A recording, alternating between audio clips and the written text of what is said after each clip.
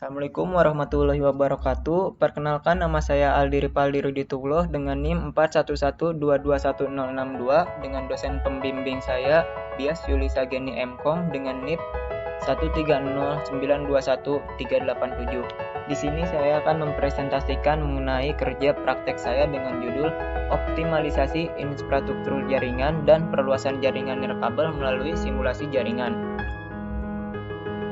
Berlatar belakang di PT Citra Karya Pranata yang merupakan vendor resmi dari PT Mayasari Bakti di Cijantung yang bertanggung jawab atas layanan operasional yang memerlukan intensif dengan kantor pusat.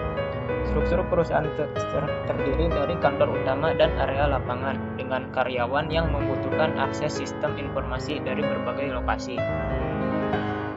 Observasi yang dilakukan menemukan dua permasalahan utama, yaitu terbatasnya akses internet yang hanya terbatas pada area kantor utama yang menghambat komunikasi dan pelaporan secara tepat waktu dengan tim area yang berada di lapangan, serta ketergantungannya pada satu penyedia layanan tanpa sistem backup, sehingga jika terjadi down maka sistem operasional akan terhenti.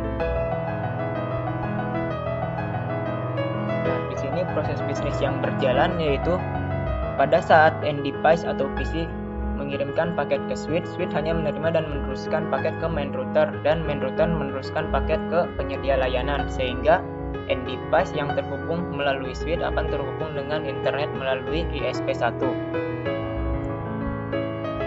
Didukung dengan gambar topologi yang ada pada saat ini.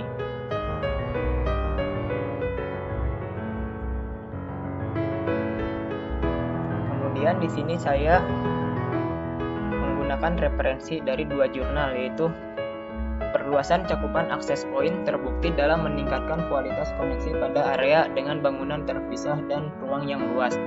Selain itu, sistem failover menjadi solusi penting untuk menjamin keberlangsungan layanan internet saat koneksi utama terganggu.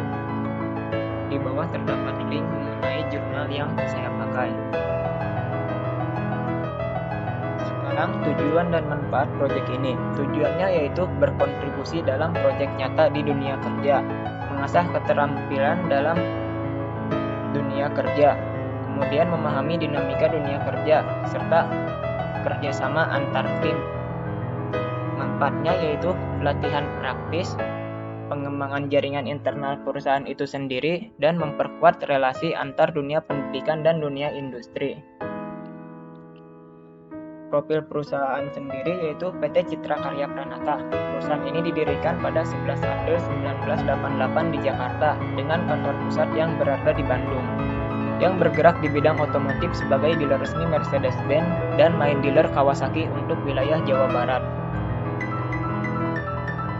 Nah, ringkasan kegiatannya, proyek ini dilakukan secara bertahap, mulai dari observasi lokasi dan wawancara narasumber, analisis kebutuhan dan rancangan topologi, serta pengujian koneksi dan evaluasi. Untuk rancangannya tersendiri, berikut beberapa keterangan mengenai denah area pada wilayah tersebut.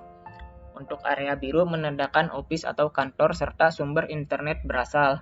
Untuk area merah menandakan pos area di mana anggota-anggota tim pada lapangan berkumpul, dan area kuning yaitu menandakan lapangan tersendiri yang merupakan area kerja bagi tim divisi lapangan. Bisa dilihat pada gambar tersebut yaitu ada area kuning yang sangat luas yang menandakan area lapangan tempat orang-orang bekerja. Sedangkan untuk tembok atau ketebalan dinding pada office sendiri memiliki ketebalan lebih dari 14 cm sehingga menyulitkan akses internet untuk keluar dari situ. Nah, untuk proses bisnis yang saya usulkan yaitu dengan menambahkan satu ISP tambahan dan dengan menambahkan satu akses point tambahan yang berada di dekat area lapangan. Untuk proses bisnisnya sendiri, untuk smartphone atau anggota lapangan diharuskan untuk memverifikasi keamanan atau memverifikasi password pada akses point untuk terhubung kepada internet.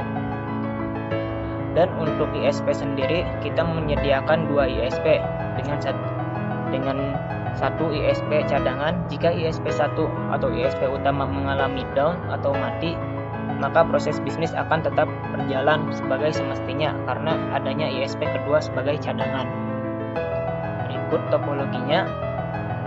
Di sana terdapat satu akses point tambahan dan satu ISP penyedia layanan internet tambahan.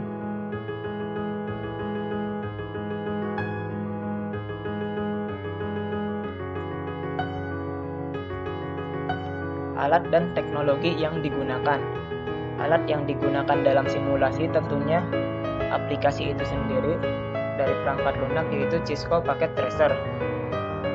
Dan untuk simulasi di dalamnya kita menggunakan router yang berfungsi untuk main router memilih ISP1 atau 2, switch yang berfungsi untuk meneruskan paket data dari end device, dan akses point yang berfungsi untuk memperluas wilayah serta kabelan untuk menghubungkannya. Teknologi yang diterapkan yaitu failover system, di mana sistem akan berpindah secara otomatis. Kemudian administrative system yang digunakan untuk menentukan prioritas di mana ISP utama dan di mana ISP cadangan, dan wireless network untuk akses point itu sendiri.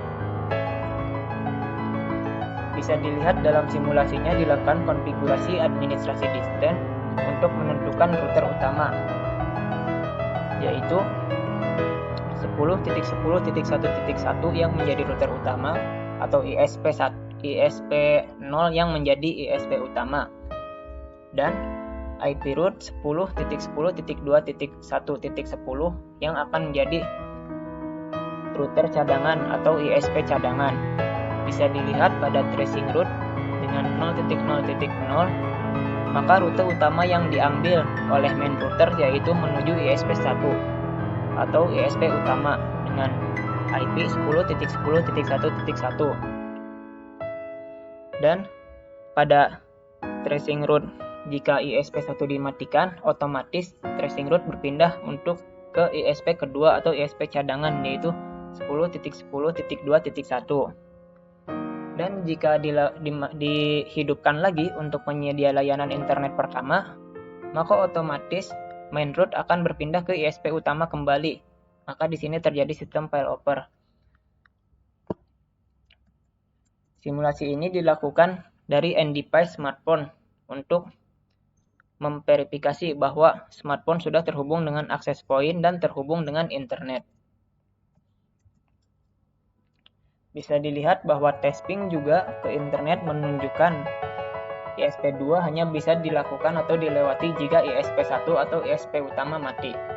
Percobaan pertama, ping kepada 172.128.28.2 atau ISP1 berhasil dilakukan.